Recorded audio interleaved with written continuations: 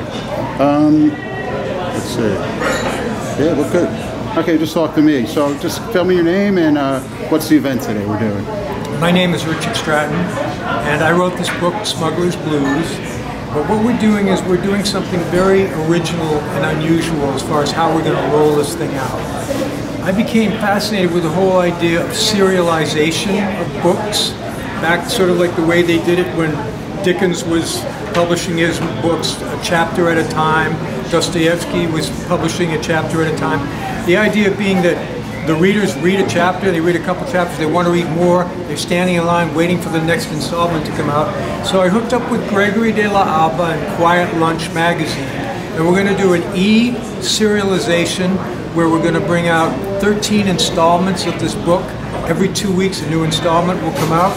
You can download it from their website, which is quietlunch.com for $1.99 each installment, and then about 2/3 of the way through we'll bring out the entire ebook, and then we'll bring out the hardcover and do it that way. So it's a new, unusual way of doing it. I've done a lot of stuff with TV series work. I did a Showtime series. So the idea of the serialization has been something I've been wanting to do for years. That's actually a very interesting idea. I'm in the process of writing a book, and there are so many chapters that I wish I could just put out there. Well, I mean, you're finished with your book, but while I'm finishing it, so people could read and get interested, and maybe, who knows, even give you feedback for the second edition. Go ahead. My suggestion is wait till you finish the whole book, because what's going to happen is you're going to find that you want to go back and change certain things. And if you've already let it out, then you're going to wish that you hadn't done that.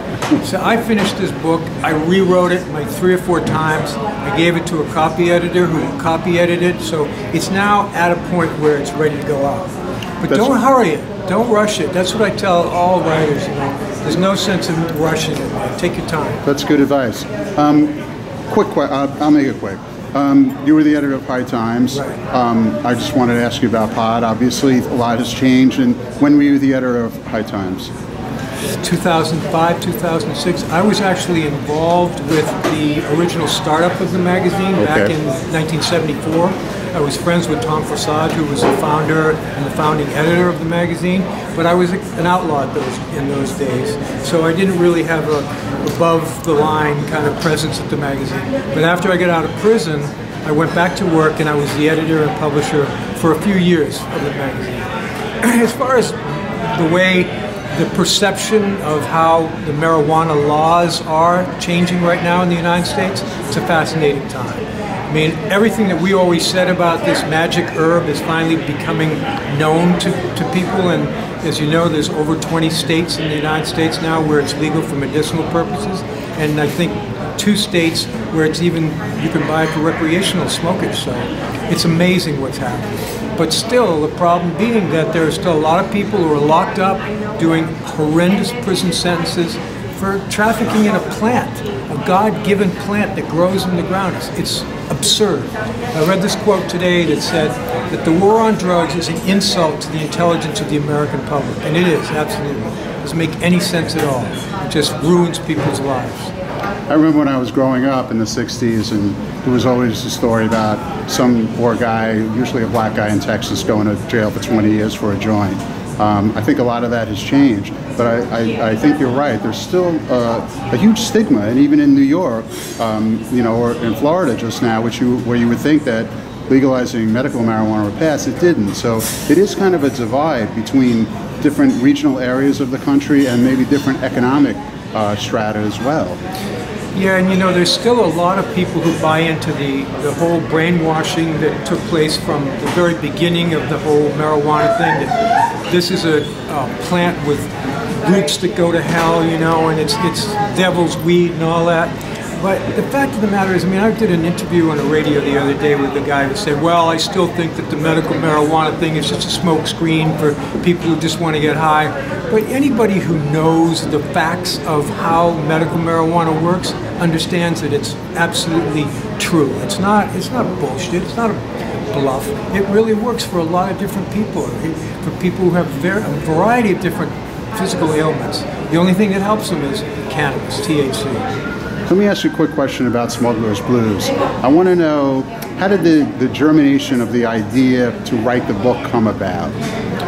The fact of the matter is that even before I went to prison, even before I became as heavily involved in smuggling as I was always a writer. I had Fine Arts Work Center in Provincetown. I had a fellowship there.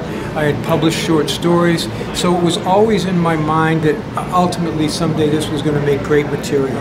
This whole war on plants and the adventure of it, because it was an adventurous life, for sure, the outlaw life. So I always knew that I would ultimately write about it. And I didn't start really seriously writing about it until after I got locked up, which is, a good time to write. What is the one thing that you would want people to take away from Smuggler's Blues? Would it be, your pro-legalization of marijuana? Would it be your adventures? Would it be a cautionary tale? What would be the one main thing you'd want them to take away from your book? Well, to a degree, it's a cautionary tale. There's a great Bob Dylan line that I use: to live outside the law, you must be honest. And I was not honest with myself. Ultimately, that way of life leads one or two places: the grave or the prison cell. Almost everybody that I was involved with in those years is either dead or still in prison. So it's a cautionary tale, but certainly the overarching theme of the book is the war on plants, as I call it, is an absurd, ridiculous, harmful mistake that is it's causing more trouble than the plant would ever cause. Is there one thing that you can think about that somebody would take away from the book that would reflect maybe some regrets that you have from that time? I have a lot of regrets. I regret the people who got hurt as a result of their involvement with me, either emotionally or physically. A lot of people died. I had pilots who were flying in loads who died. I had people who died in Mexico.